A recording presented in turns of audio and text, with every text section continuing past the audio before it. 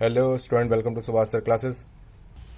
जैसा कि स्टूडेंट आपको पता है कि क्लास 10th यूपी बोर्ड के प्रकाश पाठ का प्रकाश के परावर्तन के नियम का वीडियोस बनाए जा रहे हैं, जिसमें मैंने ये थर्ड वीडियो आपका यूट्यूब पे लॉन्च हुआ है। इससे पहले 2 वीडियोस मैं ऑलरेडी डाल चुका हूँ। उन 2 वीडियोस को अगर आपने ढंग से देखा होगा तो बेसिकली हर चीज़ आप समझ चुके होंगे।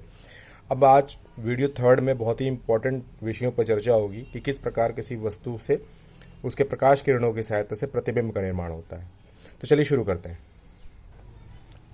पिछले वीडियो में आपको बताया जा चुका था कि दर्पण के विषय में अवतल दर्पण की विशेषता ये होती है कि इसका पिछला भाग जो उभरा हुआ है वो पेंटेड होता है, कलई की होती है, और इसके दबे हुए भाग की तरफ से प्रकाश किरणों का आना होता है। ठीक है। और परावर्तन की घटना इसके दबे हुए भाग से होती है। तो दबे हुए भाग की वजह से इसका नाम अवतल दर्पण पड़ता है, जिसमें मैंने यहाँ लिखा भी है कि इसमें परावर्तन दबे हुए भाग से होता है। तो सिंपली यही आपको याद रखना होता है कि अवतल दर्पण का मुख्य जो कार्य है उसका यही है कि इसमें जो परावर्तन होगा वो परावर्तन इसके दबे हुए भाग से यानी कि इस साइड से होगा। ठीक है। प्रकाश का आगमन दबे हुए भाग से होगा।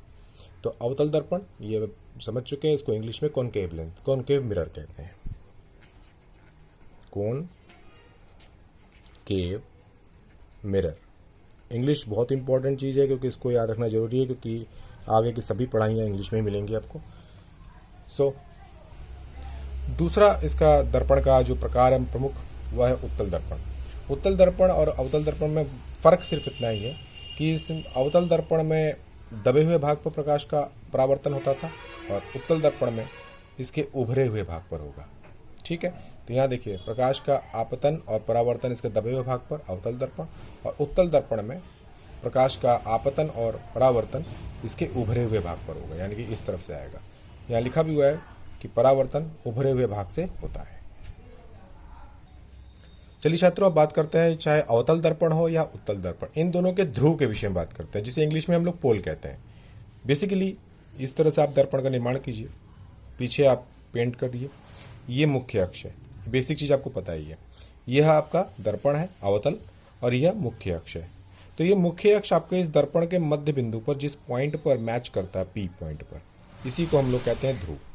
इसको यह भी कह सकते हैं कि किसी भी दर्पण के द्वारक का जो मध्य बिंदु होता है उसे हम लोग ध्रुव कहेंगे, पोल कहेंगे। या फिर जो हमारा मुख्य अक्ष होगा, दर्पण को जिस बिंदु पर मीट करेगा, मिलेगा, उसे भी आप ध्रुव कहेंगे। ठीक है। उसी तरीके से आप इसको भी देख सकते हैं। ये आपका मुख्य अक्ष है, ये पॉइंट आपका ध्रुव कहलाएगा। ठीक है छात्रों। जैसा कि छात्रों मैं लिख चुका हूँ, ध्रुव इंग्लिश में पोल, संकेत में पी। तो ये जो गोलीय दर्पण आपने चाहे आप अवतल लिया हो चाहे फिर उत्तल लिया हो, इस पूरे द्वारक का जो ये मध्य बिंदु पार्ट है, ये वाला ही पोल कहलाता है। तो गोलीय दर्पण के परावर्तक पृष्ठ का मध्य भाग ध्रुव कहलाता है। ठीक है छात्रों। यहाँ पे मैंने आपको दोनों ही चित्र दिखाए, अवतल दर्पण और उत्तल दर्पण। ठीक है। ये मुख्य अक्ष, मुख्य अक्ष, इसका द्वारक का मध्य बिंदु पी, पी मतलब पोल, ध्रुव। ये बहुत ही महत्वपूर्ण बिंदु होता है। चलिए अब आगे देखते हैं छात्रों। बहुत ही महत्वपूर्ण बिंदु आ गया हमारा वक्रता केंद्र, सेंटर ऑफ कर्वेचर। बहुत ही इंपॉर्टेंट टॉपिक है वक्रता केंद्र, सेंटर ऑफ कर्वेचर। अब आप ये ध्यान दीजिएगा कि ये जो आपका दर्पण है, अवतल है चाहे उत्तल है, ये किसी गोलीय भाग से कटा हुआ है। ठीक है। तो उस पूरे गोलीय भाग का एक सेंटर होगा, उसी सेंटर को हम लोग वक्रता केंद्र कहते हैं। चलिए देखते हैं किस तरीके से है ये। जैसा छात्रों की इस आप अवतल दर्पण को देख रहे होंगे। ठीक है। अगर आप ये देखें कि किसी गोलीय पृष्ठ से कटा हुआ भाग है, अगर इसके पूर्ण भाग की कल्पना करें कि किस भाग से कटा होगा, तो रचना करके आप इसको पूरा बना सकते हैं। चलिए इसको रचना करके पूरा बनाने का प्रयास करते हैं।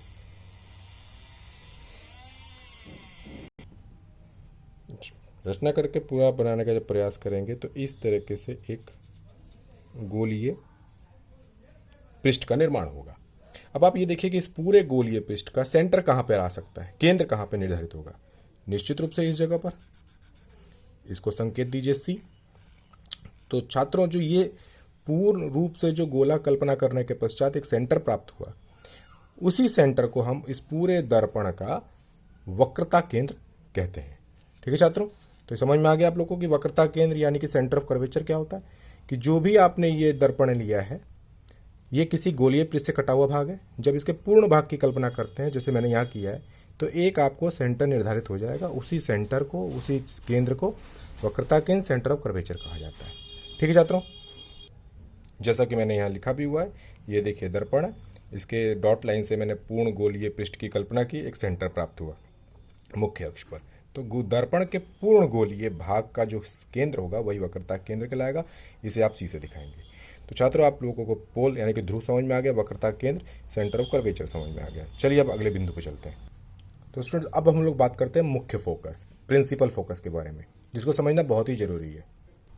मुख्य फोकस और प्रिंसिपल फोकस को समझने के लिए छात्र आपने दोनों दर्पण यहाँ बगल में बना लिए, एक अवतल दर्पण और एक उत्तल दर्पण। ये मुख्य अक्ष है, ठीक है, ये मुख्य अक्ष है, और ये आपका ध्रुव पोल। चलिए, ये बेसिक चीज़ आप जानते हैं। अब होता क्या है कि आप मुख्य अक्ष के समांतर किरणें लाइए, ठीक है। तो मुख्य अक्ष के, ये मुख्य अक्ष है, उसके समांतर रेल की पटरी की तरह किरणें चाहे ऊपर या नीचे लाइए, ठीक है। अब देखते हैं इसका होता क्या है। ये किरणें मुख्य अक्ष के समांतर आई हैं, जो मैंने कलर चेंज करके पेन बनाया। अब ये सभी किरणें इस तल से परावर्तन लेंगी, रिफ्लेक्ट करेंगी। अब परावर्तन के बाद ये आ तो रही हैं अलग अलग अपने पथ पर, लेकिन जब यहाँ से परावर्तन कर लेंगी तो एक ही किसी मुख्य बिंदु से ये पास करेंगी। ये वाली जैसी किरण है, ये इसी से पास करेगी, ये वाले भी इसी से पास करेगी, ऐसी बहुत सारी किरणें सब इसी से पास करेंगी। तो ये पर्टिकुलर जो ये पॉइंट हमें प्राप्त होता है उसी को हम लोग ये मुख्य फोकस कहते हैं। जैसे ये देखिएगा, ये क्रॉस किया, ये वाली किरण भी आपकी अब परावर्तन के उपरांत इसी से क्रॉस की, ये वाली किरण जो समांतर आई है परावर्तन के उपरांत इसी बिंदु से क्रॉस की, ये किरण भी देखिए परावर्तन के उपरांत उसी बिंदु से क्रॉस की। तो आप ये देख रहे हैं कि समस्त समांतर किरणें जो मुख्य अक्ष के समांतर आ रही हैं वह परावर्तन के उपरांत इसी बिंदु से वापस जा रही हैं, होते हुए गुजर रही हैं। तो इसी बिंदु को हम लोग कहते हैं मुख्य फोकस, और इसका संकेत है छात्रों एफ, ठीक है। अब उसी प्रकार आप यहां देखेंगे, इस समांतर किरणें इस तरीके से आपतित हो रही हैं इसके अपवर्तक पृष्ठ पर। अब परावर्तन के पश्चात, चूंकि ये अंदर तो जा नहीं पाएगी, तो परावर्तन के पश्चात ये अपने अपने रास्ते पर लौट जाएगी। लेकिन जब इन किरणों को पीछे बढ़ाएंगे तो एक निश्चित बिंदु से आती हुई प्रतीत होगी। ये समांतर किरणें आई और इस अपवर्तक पृष्ठ से परावर्तित होकर ये अपने मार्ग पर किसी अन्यत्र चली गई, ठीक है। लेकिन जब इन किरणों को आप पीछे की तरफ एक्सटेंड करेंगे, बढ़ाएंगे, तो इसी बिंदु से आती हुई प्रतीत होगी। जैसे कि इस तरह से आप इसको बढ़ाने का प्रयास करें डॉट लाइन से, ठीक है। ये देखिए सब एक ही बिंदु पर अप्रोच होती हुई मिल रही हैं।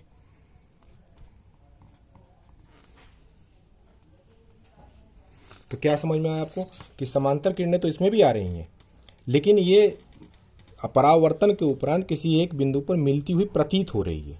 और इस अवतल दर्पण में भी समांतर किरणें आई, लेकिन वास्तविक रूप से किसी बिंदु पर मिली हैं। तो ये आपका मुख्य फोकस कहलाता है, और ये भी आपका मुख्य फोकस कहलाएगा, ठीक है। इसमें ध्यान देने योग्य बात यह है कि अवतल दर्पण का मुख्य फोकस दर्पण के आपका लेफ्ट साइड में, और उत्तल दर्पण का मुख्य फोकस जो होगा आपका वह दर्पण के राइट साइड में होगा, ठीक है छात्रों। दोबारा बता रहा हूं मैं, ये आपका कौन सा दर्पण है, अवतल कॉनकेव। इसका मुख्य फोकस दर्पण के लेफ्ट साइड में, और ये कौन सा दर्पण है आपका, उत्तल। इसका मुख्य फोकस इस दर्पण के राइट साइड में। क्यों है, वजह मैं बता चुका हूं, ठीक है छात्रों। तो ये मुख्य फोकस आप समझ लीजिएगा, इसको एफ से दिखाना है। तो ये ध्रुव समझ में आ गया आपको, ये आपको फोकस समझ में आ गया। तो छात्रों, जिस तरह से आपने देखा ये दर्पण, ये आपका ध्रुव, पोल, फोकस, ठीक है। तो इस फोकस और ध्रुव के जो ये बीच की दूरी देख रहे हैं आप, ये पी से लेकर एफ तक, इसको कहते हैं फोकस दूरी। इसको मैंने संकेत में दिखाया हुआ है, एफ से लेकर पी तक की दूरी को ये फोकस दूरी। इसको स्मॉल एफ से दिखाइएगा। कैपिटल एफ आपका फोकस पॉइंट है और स्मॉल एफ दूरी है, ठीक है। तो मैंने यहाँ लिखा हुआ है ध्रुव व मुख्य फोकस। ये ध्रुव और मुख्य फोकस के मध्य की दूरी को फोकस दूरी कहते हैं। एफ है मात्रक मीटर। अब सबसे महत्वपूर्ण बात छात्रों जो अंतिम में है, ये हमारा जैसे पता है कि आपको अवतल दर्पण है, ठीक है। ये इसका द्वारक है, यहाँ से लेकर यहाँ तक का दूरी, इसको कहते हैं आप ध्रुव, पोल, ठीक है। अभी कुछ देर पहले मैंने आपको वक्रता केंद्र बताया था, जिसका संकेत क्या था छात्रों, सी। और फोकस अभी मैंने बताया, तो ये है आपका फोकस एफ, मुख्य फोकस। हमेशा मुख्य फोकस सेंटर ऑफ कर्वेचर यानी कि वक्रता केंद्र पोल के मध्य में ही होता है, ठीक है। इसकी दूरी यहां से लेकर आपने अभी दिखाया एफ, जो कि दूरी नापी कहां से गई थी, ध्रुव से।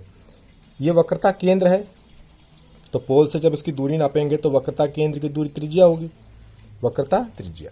तो अब ये बताइए कि जब C और P के बीच में F पड़ रहा है तो इसका मतलब हम R का आधा कर देंगे तो हमें F प्राप्त हो जाएगा।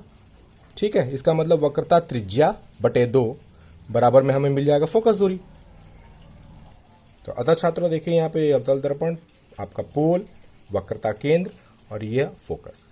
ठीक है, यहाँ फोकस पॉइंट है तो इसकी दूरी फोकस दूरी F, वक्रता केंद्र है, इसकी दूरी वक्रता त्रिज्या। इसका मैंने हाफ किया तो ये आपका आया R/2। कैपिटल R से दिखाइएगा, स्मॉल r मैंने यहाँ फिगर में दिखा दिया। तो कैपिटल R/2 यानी वक्रता त्रिज्या को अगर हम 2 से भाग करें तो फोकस दूरी प्राप्त होगी, यानी F = R/2, क्रॉस मल्टीप्लाई कराएंगे तो R बराबर में 2 है। ठीक है छात्रों, जितना इस वीडियो में आज बताया गया उसको ध्यान से आप लिख लीजिए। अगले वीडियोज़ में आपको प्रतिबिंब बनाना सिखाया जाएगा। धन्यवाद छात्रों, मिलते हैं नेक्स्ट वीडियो में।